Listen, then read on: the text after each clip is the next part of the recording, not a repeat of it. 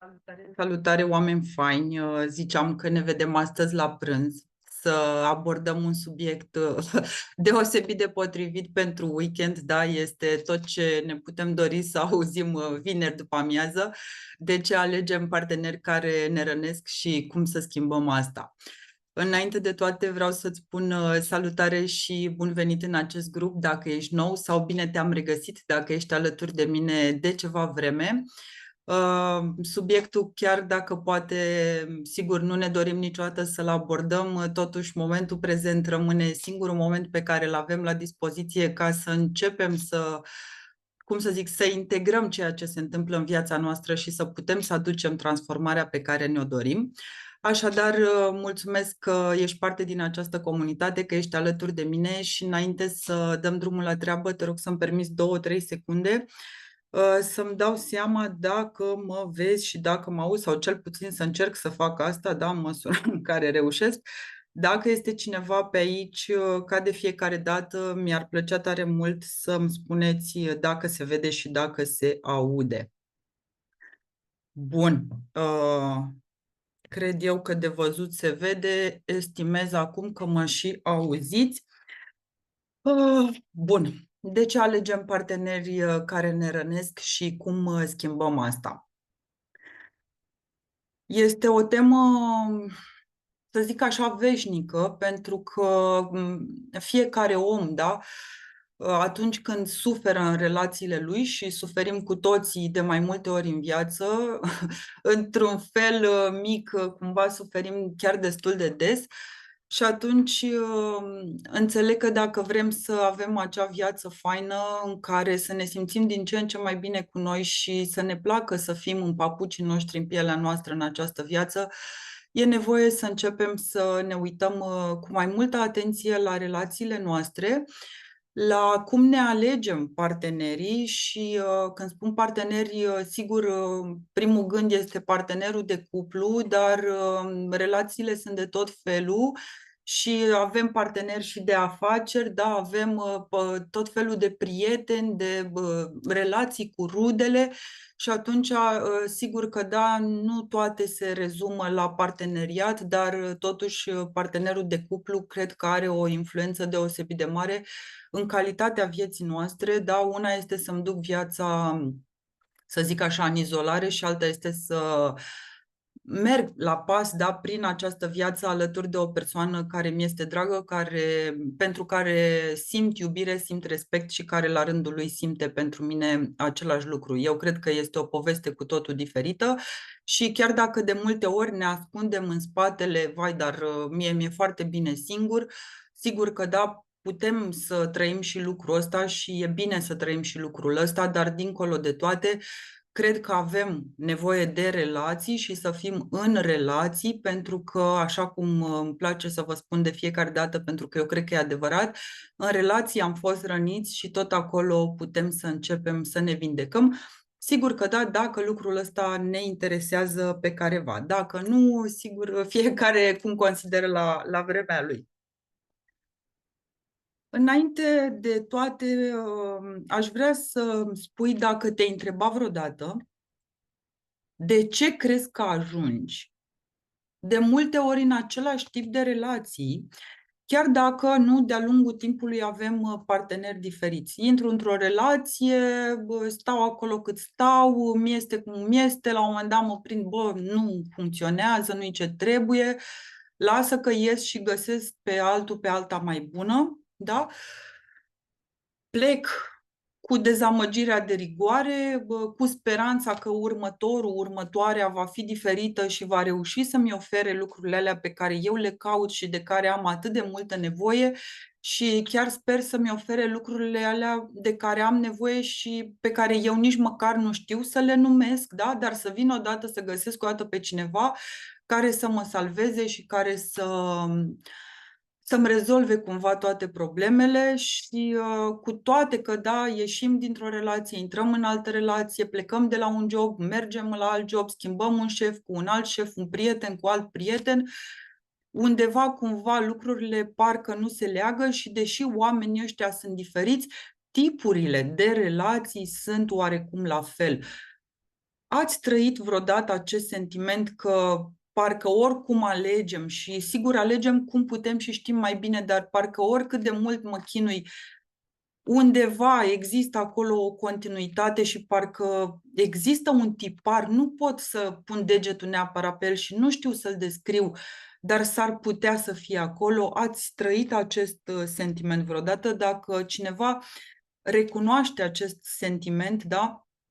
Că am plecat de aici, m-am dus dincolo să-mi fie mai bine, dar l-am lăsat pe ăsta, l-am găsit pe celălalt sau pe asta și oricum m-am dus, parcă am găsit același tipar. Eu, de exemplu, mă gândesc, îmi vine acum în minte, eram la job, da, și simțeam că șeful meu nu mă respectă, că nu-mi vede valoarea, că nu-mi dă salariul pe care îl merit și pentru că nici nu știam să cer mai mulți bani, nici nu știam să port acest dialog, suportam cât suportam, creștea frustrarea și la un moment dat, da, după 2-3 ani plecam și ziceam, lasă că plec, că următorul o să reușesc. Și mă duceam la un alt job unde la început totul era lapte și miere. Știți că la început în relații suntem așa, wow, ce ca lumea e, de data asta o să reușesc. Și după alți 2-3 ani iar mă vedeam cumva obligată, da, să plec pentru că nici acolo, da, ajungeam în aceeași fundătură emoțională în care, da, alții erau preferați, alții primeau bonusuri mai mari, alții erau cumva favorizați, dacă pot să spun așa, ai sorții și eu rămâneam oarecum pe din afară sau nu primeam atât cât eu îmi doream să primesc. Și tiparul ăsta se tot repeta și de-a lungul vieții am avut nenumărate joburi în tot felul, da, de companii și mici și mari unde eram foarte bine plătită, dar la un moment dat am observat că orice se întâmpla, eu tot nu reușeam să potolesc acest sentiment că dom'le, totuși nu sunt suficient de apreciată, da? Nu vede cât de ca lumea sunt. Și la un moment dat, da, am terminat-o cu jobul și am zis, lasă, domnule, că mă duc acasă și îmi fac business-ul meu, că acolo cine o să mă apreciez eu foarte bine. Și ce să vezi, într-un business tot lucrezi cu oameni, da? Chiar dacă e client, chiar dacă e colaborator, orice, oriunde te duci în viața asta și orice faci, întotdeauna viața e despre oameni. Și am venit, da, de una singură să-mi fac business-ul ca să primesc deodată toată acea iubire și recunoaștere pe care mi-am dorit-o. Și ce să vezi, și când am venit aici și eram singură și de capul meu și luam toate deciziile și aici mă simțeam, da, ia uite, domnule, nici ăștia nu mă iubesc, nici ăștia nu mă plac. Cumva ceea ce era în interiorul meu era și în afară, indiferent, da, de tipul de relație pe care îl aveam. Cumva tiparul era în mine și îl purtam, da, chiar dacă schimbam jobul, chiar dacă schimbam relația, orice schimbam, da, orice schimbam, atâta vreme cât tiparul era viu în mine, sentimentul ăla care nu-mi dădea pace, care mi roda stima de sine și care îmi stătea așa ca un ghimpe în suflet, părea că nu mă părăsește. Da? Și aici revin cu întrebarea și tare mult mi-ar plăcea să-mi spuneți dacă voi așa la un nivel super intuitiv, da, aveți gustul ăsta oarecum amar în gură, în care te-ai străduit și tu și-ai făcut tot cum ai știut mai bine în fiecare clipă și cu toate astea, bă, parcă cumva lucrurile tot se repetă și eu tot nu obțin lucrurile astea pe care mi le doresc. Sper să pot să citesc la un moment dat și comentariile voastre dacă ele există. În momentul ăsta nu prea le văd, dar rămâne de văzut. Bun. Acum, tot studiind chestia asta, pornind de la propria mea frustrare și după aceea văzând-o în viețile tuturor oamenilor cu care lucrez deja de mulți ani de zile, am zis, domnule, trebuie să fie ceva acolo. Nu suntem chiar cu toții greșiți, da? Nu poate să fie chiar așa în masă o chestie. Bine, nu sunt eu bună, nu ești tu bună, nu e ălalt bun. Dar când lucrezi ani de zile cu mulți oameni, da? Lucrez în permanență cu mulți oameni, în programele mele și în individual, și vezi la toată lumea chestia asta, această credință, acest nu sunt suficient de bun, încep să-ți dai seama că este o chestie mai adâncă acolo și că, băi, să stai un pic că dacă o simt și eu și o simt și tu și o simte și celălalt, cred că totuși e mai mult de înțeles. Da? Și atunci un motiv deosebit de surprinzător care ne influențează tuturor relațiile, da, mult mai mult decât ne dăm seama, este faptul că ne alegem partenerul în funcție de relația pe care am avut-o cu părintele sau părinții în copilărie, dar în general unul dintre părinți a fost mai dominant pentru relația noastră și atunci în funcție de această relație cu părintele lucrurile se întâmplă într-un fel sau altul prin toate relațiile noastre din viața de adult. Am auzit prima dată chestia asta într-un curs pe care l-am făcut cu foarte, foarte mulți ani în urmă la Institutul pentru de Studiu și Vindecare a Traumei aici în București. Era la vremea respectivă un curs în care ne învăța cum să ne îmbunătățim relațiile, să ne ajute să înțelegem cum trauma ne-a impactat relația și ce avem de făcut să ne îmbunătățim relațiile. La vremea respectivă vreau să-mi îmbunătățesc relația cu soțul. Și oamenii spuneau, domnule, ne căsătorim cu părinții noștri, da, avem așteptări nerealiste de la relațiile noastre și chestia asta ne distruge relațiile și ne aduce foarte, foarte, foarte multă suferință. Am auzit chestia asta, dar, sincer, nu cred că am înțeles nimic din ea la vremea respectivă și spun asta pentru că au trecut de atunci foarte mulți ani și am mai auzit-o spusă de 1.000.000 de ori într-un milion de feluri. Și abia anul trecut, tot așa eram într-un curs de vindecare a traumei cu Frank Anderson și să-i dea Dumnezeu sănătate. Și el a spus chiar mai mult decât atât, lucru care știu că l-am reținut pentru că m-a durut foarte tare. El a spus, ok, suferim foarte mult pentru că ne căsătorim cu părinții noștri, dar mai mult decât atât, suferim pentru că avem impresia că noi ne alegem partenerul, avem impresia că vorbim de o alegere, da? Eu am ales cu cine intru în relație, da? Eu am ales cu cine lucrez, eu am ales. Însă Frank Anderson ne arăta în acest curs de vindecare a traumei cum în realitatea palpabilă foarte, foarte, foarte puțin dintre noi, cel puțin la început de drum până când începem să digerăm și să vedem lucrurile astea mai bine, alegem cu adevărat. În rest, suntem cam pe pilot automat, da? Și așa cum vă spuneam că m-au învățat cei de la Institutul de Studiu și Vindecare a Traumei încă de acum foarte mulți ani, nu doar că ne căsătorim cu părinții noștri, cu ghilimele de rigoare, bineînțeles, dar Frank Anderson completa și spunea că mai este o variantă în care mă căsătoresc cu cineva care este diametral opus părintelui meu. Dacă tata a fost alcoolic, da, și eu știu cum arată viața cu un dependent și lucrul ăsta m-a durut foarte mult, când o să intru în relații, da, la nivel conștient, eu știu foarte clar că, domnule, eu asta nu o să mai trăiesc și nu vreau să mai văd în jurul meu, în viața mea, pe cineva ca tata și atunci iau pe cineva care nu este, da, alcoolic, crezând că dacă am găsit pe cineva care, de exemplu, nu este alcoolic, chestia asta o să-mi aducă fericire.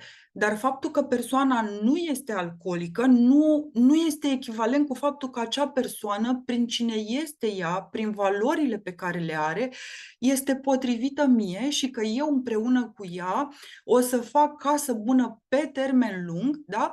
Însă, în realitate, cumva aproape că nici nu mai vedem, da? Dacă ne potrivim, dacă nu ne potrivim, pentru că, încă o dată, alegerea nu-i conștientă, dar când l-am găsit pe ăsta care, uite, domnule, nu bea, simt că l-am prins pe Dumnezeu de picior, mi se activează tot felul de circuite în creier și intru în acea relație.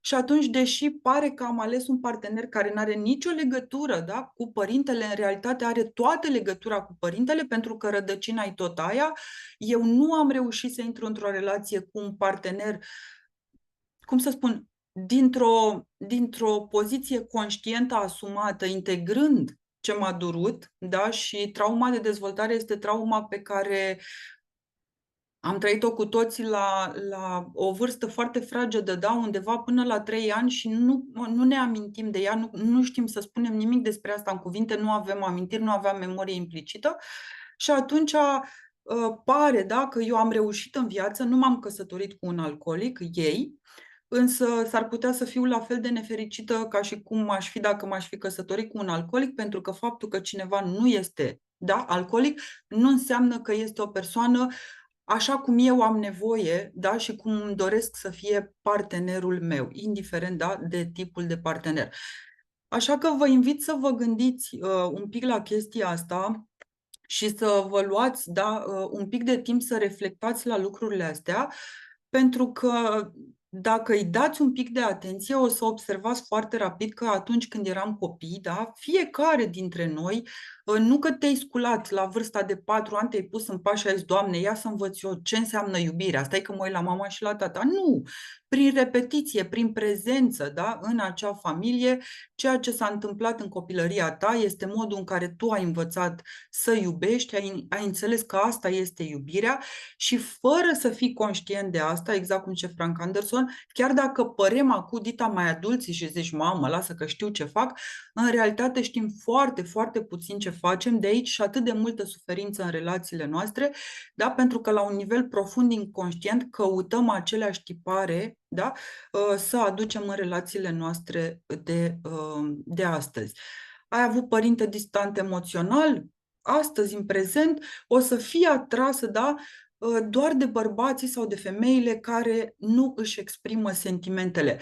Nu este încă o dată neapărat o alegere conștientă, însă ceilalți, efectiv, nici nu o să-i vezi pe radarul tău, ăștilalți care sunt disponibili emoțional, care își exprimă sentimentele, o să-ți creeze disconfort și o să fugi de ei mâncând pământul, o să te atragă doar cei care, da, se potrivesc cu tiparul tău. Iar pentru că anul ăsta sunt într-un curs absolut fabulos, da, pe care într-o oarecare măsură o să-l predau în cursul din martie și eu, despre neurobiologia rușinii. Chestia asta mi-a clarificat foarte mult, domnule, de ce facem chestia asta? De ce mă întorc la suferință? De ce mă întorc la tiparul ăsta care nu-mi face bine? Și răspunsul, sigur, pe care o să-l discutăm pe larg în bootcamp și mai departe în cursul următor, este că la un mod absolut inconștient ceea ce încercăm să facem este să reparăm, da, lucrurile care au fost stricate cumva în interior, în copilăria noastră și intrăm în aceste relații care ne creează foarte multă suferință pentru că la un nivel inconștient încercăm să obținem iubirea pe care nu am primit-o în copilăria mică. Da? Așadar, nu intrăm în relațiile astea care ne fac să suferim pentru că suntem greșiți, pentru că suntem proști, pentru că suntem idioți, pentru că ne duce capul, lucruri pe care le spunem despre noi când suferim în relații, da? Ci intrăm în aceste relații care ne aduc suferință, tocmai pentru că nu am lucrat cu noi să transformăm și să facem inconștientul conștient, da? Ca să putem să aducem o schimbare. Și mai mult decât atât, da, așa cum învățam tot așa cu foarte, foarte mulți ani în urmă de la Marisa Peer, și după aia, sigur, am găsit-o peste tot, dar ea a fost prima de la care eu am învățat chestia asta. Întotdeauna în viață alegem familiaritatea, da? Chiar dacă nu ne face fericiți. Adică, încă o dată, există în jurul meu, da, să zicem că vorbim de partenerul de cuplu, da, nenumărați bărbați. Și eu zic, Doamne, stai să-l găsesc pe ăsta cu care tura asta să fiu fericită. Însă, oricând eu ies și scanez la nivel inconștient, pe mine mă vor atrage doar acei bărbați care au acel aer de familiaritate, da? Și așa cum ziceam, dacă tatăl meu sau mama a fost distantă emoțional, o să mă atragă cel care e distant emoțional, da? Dacă era părintele violent, o să mă atragă doar cel care e violent și după aia, la nivel, da, rațional, vin acum cu emisfera stângă și zic, vai, Doamne, ce-i neregulă cu mine? De ce aleg așa prost? De ce nu nimeresc și eu ce trebuie? De ce? Tocmai pentru că încerci să rezolvi cu emisfera stângă o problemă care, de fapt, este de integrat și care aparține emisferei drepte a creierului, da? Și atunci, pe scurt și pe românește, facem toate lucrurile astea și repetăm aceste alegeri nefericite care ne țin în fundături emoționale și în suferință, pentru că la un nivel inconștient sperăm să ne vindecăm aceste răni din copilărie. Și ca de fiecare dată mă întorc și îți spun, nu mă crede pe cuvânt, este important să nu mă crezi pe cuvânt, ci să iei de la mine doar ce ți se potrivește și să pui, da, și să te gândești tu cu capul tău, să încerci să-ți iei câteva momente de introspecție și să-ți adresezi, da, câteva întrebări. Băi, care sunt asemănările dintre partenerul meu actual sau fost, da? Și luați-o în special din adolescență, că acolo se vede foarte bine. Mecanismele nu erau atât de clare și acolo se vede foarte bine care e asemănarea dintre partenerul meu, da, actual sau fost, și părinții mei. Luați-vă acest timp și răspundeți-vă la întrebare și puteți să completați, dacă vreți, să adânciți procesul până luni când începem bootcamp-ul și vom lucra din nou împreună. Ce emoții negative din copilărie simți că se repetă în relațiile tale? Da? Ce emoții negative simți că se repetă în relațiile tale? Ia aceste întrebări, dar rămâi un pic cu ele. Duminică deschid grupul de Facebook unde ne pregătim, da? Și facem cunoștință, iar luni pornim la drum cu bootcamp-ul și acolo vom aprofunda toate aceste răspunsuri, însă această întâlnire live are ca scop, da, să înceapă deja să te pună pe acest făgaș al transformării, al creșterii, al vindecării și îți las, da, aceste două mici teme pe care tu să le faci până la întâlnirea noastră, dacă vrei să faci acest lucru pentru tine, bineînțeles. Acum vreau să te las și cu câteva soluții pe care la fel le vom dezvolta în bootcamp, dar pentru cei care poate nu doriți să participați, eu știu din ce motive, e bine să știți că aveți câteva soluții, iar întotdeauna prima soluție, așa cum vă spun mereu, este conștientizarea. Prima soluție întotdeauna este să fac inconștientul conștient, da? Și să vă dați acest timp să răspundeți la întrebările de mai devreme și la altele, bineînțeles, astfel încât să începeți să deveniți conștienți de aceste tipare. Vă spuneam încă de la început, dacă totul se rezumă la tipare, fără să le judecați. Da? Ideea nu e să descoperi, mamă, ia uite ce tâmpit am fost, ci să poți să vezi tiparul și să zici, wow, ce tare, în sfârșit, acum are sens pentru mine ceea ce am citit în cărți, ceea ce ai auzit la mine sau la alții. Da? Primul pas este întotdeauna conștientizarea.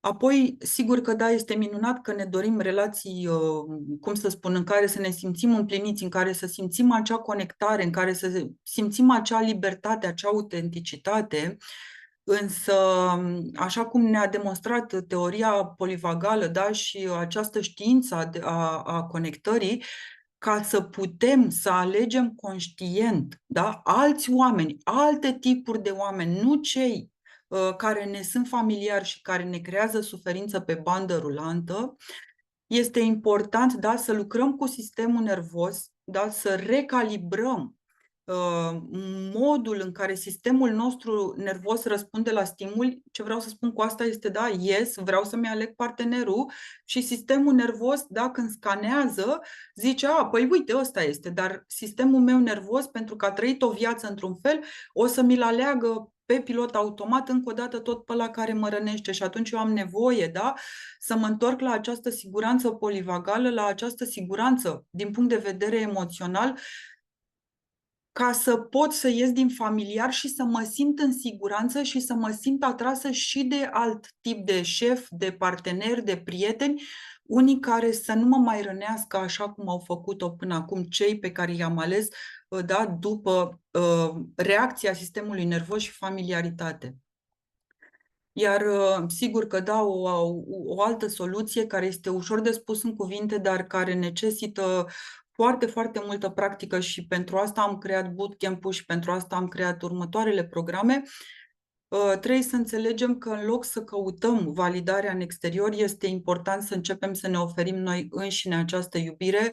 Sunt convinsă că ai auzit chestia asta de 1.000.000 de ori, însă în bootcamp și în programul ulterior am să-ți explic de ce chestia asta o auzi, dar n-are noimă pentru tine, da? O să te ajut să înțelegi care este știința, da, din spatele acestei povești și ce ai de făcut ca să reușești să începi să-ți oferi tu însăți acea iubire pe care, cum să zic, cu fiecare celulă ai dorit-o de la părinții tăi și pe care nu am primit-o. Încă o dată, nu există părinte perfect, nu există copilărie perfectă. Știu cât de greu ne este să acceptăm că nu a fost totul lapte și miere acolo în copilăria noastră, însă garantat nu a fost, pentru că și părinții noștri au fost oameni și noi suntem oameni și așa funcționează lucrurile. Acum, sigur că da, o să mă pregătesc aici de încheiere și să-ți spun că dacă lucrurile pe care le-ai auzit în această întâlnire au avut sens pentru tine, dacă ți-au stârnit curiozitatea și dacă vrei să afli mai multe despre ce e de făcut ca să ieși, da, din suferință, din acest repeat, din aceste alegeri, să zic așa, care încă o dată te duc doar în fundături emoționale, eu te aștept cu drag în bootcamp-ul pe care îl încep luni, da? Vor fi 3 workshop-uri gratuite, luni, marți și miercuri. Grupul de Facebook în care țin acest bootcamp îl voi deschide duminică și voi lăsa în comentarii linkul pentru înscriere. După cum poți vedea pe ecran, în acest moment înscrierea este gratuită. Așadar, dacă simți că undeva ceva pe aici te cheamă, dacă simți că vrei să-ți deschizi inima, dacă vrei să, cum să zic, să ieși din locul ăla în care ești mereu ofensiv și defensiv în relațiile tale, da? Adică ori stai așa cu ghearele pe partener și zici, dacă mă mai cârâi odată te mănânc, sau ești așa și zici, aoleu, ce să fac, cum să mă salvez, da? Și îți dorești să vii cumva într-o relație mult mai așezată în care, așa cum vorbeam, da, săptămânile trecute și cu Cristina, pornim oarecum nu neapărat, adică este un picior de egalitate, dar este o egalitate în sensul de eu sunt conștient de mine, tu ești conștient de tine și această uniune a noastră este cu adevărat sau este mai mult o alegere decât a fost până acum, când în fapt nu prea era o alegere, ci era un mecanism care mă trăgea după el. Dacă vrei să încetinești acest proces al suferinței, da, cum să zic, să desfaci acest proces un pic și să vezi ce se întâmplă acolo și cum poți să aduci și tu bucuria, speranța, entuziasmul, liniștea, pacea în relațiile tale, ca să te simți împlinit și fericit, eu te aștept cu drag în bootcamp. Dacă ai prieteni care știi că ar rezona și s-ar bucura să vină alături de noi, sigur poți să faci asta, să inviți alături de noi. Iar dacă aduci 3 prieteni în comunitate și sigur că da, particip la întâlnirile noastre live, ai șansa să câștigi și multe premii faine pe care ți le-am pregătit. O să las link în comentarii pentru bootcamp după înscriere, după ce închid acest videoclip. Îți mulțumesc din suflet că ești parte din această comunitate. Pentru aceia care mă vedeți pentru prima dată, numele meu este Roxana Tudorache. Sunt expert în programare neurolingvistică, sunt terapeut specializat în vindecarea traumei și înainte de toate sunt om. Și la fel ca și tine, mi-am dorit și îmi doresc în continuare să ies din aceste hățișuri ale suferinței și să-mi croiesc în fiecare zi, cu pași mici, un drum către pace, către liniște, către mai multă viață și dacă vrei să te însoțești cu mine pe acest drum, te aștept în bootcamp. Să ai o zi minunată în continuare și sper să ne vedem în celălalt grup, da? Să lucrăm împreună începând de duminică îl deschid și de luni începem treaba. Să ai un weekend minunat și să te bucuri de relații împlinite.